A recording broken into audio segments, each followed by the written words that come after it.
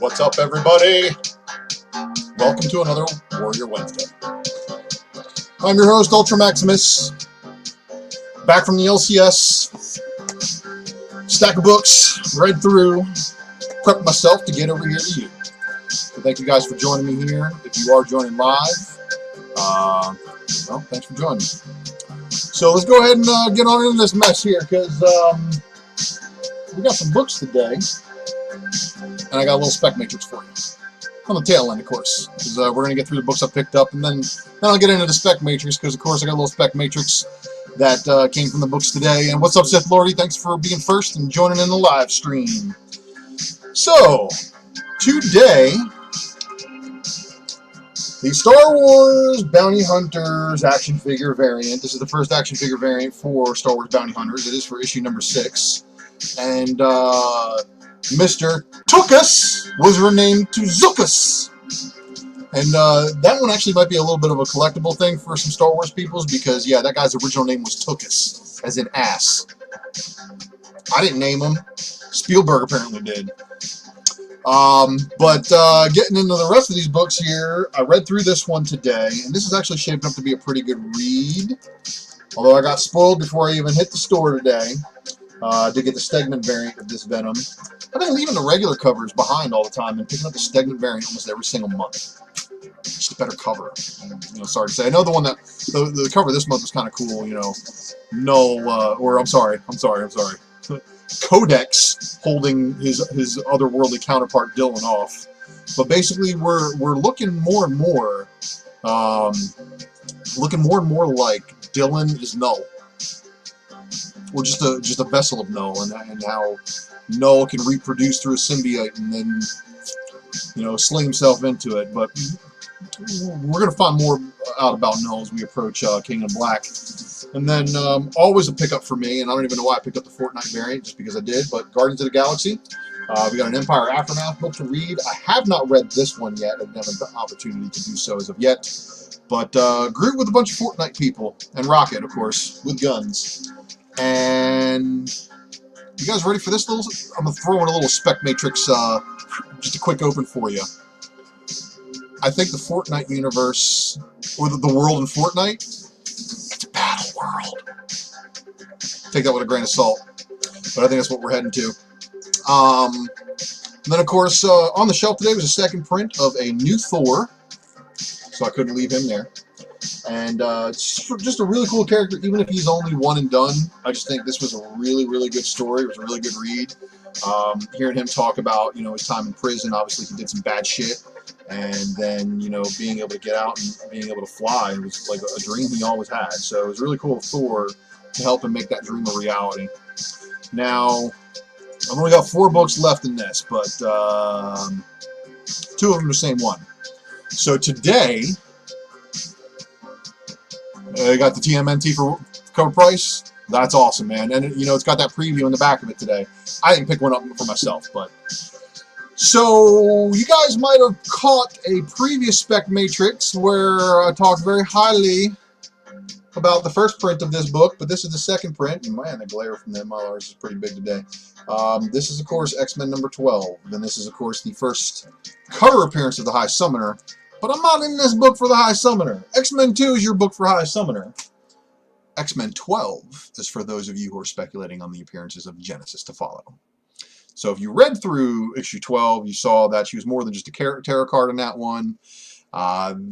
This bad boy here today, however, gave us even more of the backstory of what happened in Otherworld. And this is shaping up to be pretty awesome.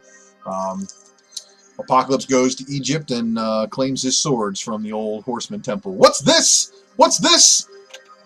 It's a heart appearance. What's up, Cosmic Spider-Man? or Captain Universe, Spider-Man Captain Universe. So yeah, this issue was definitely a very good read today. This right here shows Apocalypse giving more clues to the backstory about what happened in Otherworld before he, obviously came to Earth. And then it shows more backstory of Genesis, who's Apocalypse's wife. It shows that weird helmet with all, like the squid tentacles, kind of octopus thing on it. It was a little bit weird. But, alright guys, last book. And of course, I saved the good for last. This right here. You didn't read this book today. Well, kind of a death of an X-Man. But not really. You'd have to go back and read previous issues of Excalibur to understand what I mean by that kind of part. However, this is where we are going to lead into the Spec Matrix because, my gosh... Oh, that's the wrong slide. Where's the next slide? There we go. There we go. There we go. All right, you guys, you ready for this? I know you're not ready, but I'm going to make you ready because in Excalibur 13 today, we do indeed have a first appearance. And it is in this book that I took a picture of, the one that I read, that flipping through the pages, you guys ready for this this little tidbit? It's not Ming, but what we have here is the first appearance of Brian Braddock as Captain Avalon, thusly first named by his brother Jamie. So the Sword of Might has given Brian Braddock a new captain title. His sister is currently Captain Britain. He is now Captain Avalon for the Avalon section of Camelot that his brother happens to be king of right now. If you guys aren't following his X of Swords, this is probably some of the best X-Men storyline I've read in my entire life. And I've been reading X-Men comics since the 1989. So, yeah, Captain Avalon is going to be the new title that Brian Braddock gets to carry, giving him powers once again, because of course he wasn't a mutant like his sister. His sister's a mutant, but he's not. So the weirdness that is the Captain Britain storyline and the Captain Britain powers all pertain to the Amulet of Right, which Betsy destroyed in the face of Saturine. So in this issue, we see Brian try to seduce Saturine, and then, man, Captain Avalon, I'm excited to see what this does because, of course, Brian Braddock has been Captain Britain since Marvel's Superheroes number 377. So, yes, X of Swords is amazing, man. I do agree. I think this is probably the best read of a Marvel book that I've had in a long time. So, I don't know if there's any legs to Captain Britain here. Again, I didn't know if there was going to be any legs to Genesis either, but I'm picking up copies of that stuff. So, Excalibur today obviously has a bunch of issues. You have your regular cover, you have your Extra Swords variant, you have your Alex Ross Timeless variant of Nightcrawler, and then you have the 1/100 sketch. So all of those may be in play. However, you guys know me, I'm not picking up anything other than the X of Swords branded variant because it was originally slated as a 1/25. So I think there might also be a Fortnite variant for it, but I'm not paying attention to any of that stuff. Oh, actually, no, there was a what's it called? A Marvel Monsters variant that was also with this one this month. So, yeah, these are going to be what you got.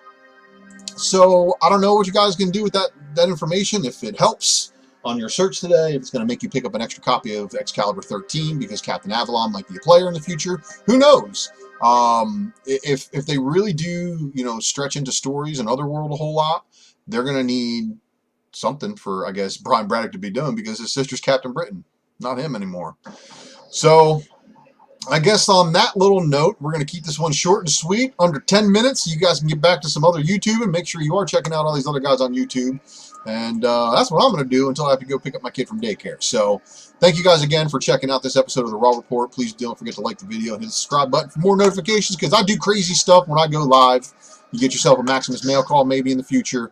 Maybe a Speculation Matrix before Drunken Chat on Friday.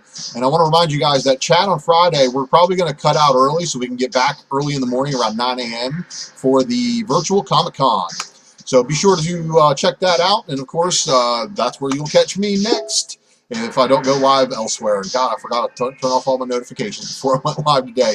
But Mighty Mel V's YouTube is going to be on Saturday at 12:30 a.m. and 9:30 p.m. Pacific Standard Time on Friday. Of course, check out my eBay, check out my Facebook, check out my IG, and of course, I got a little Twitter there for you guys too. And again, thank you for watching this Raw Report. I do appreciate you guys checking out these live streams.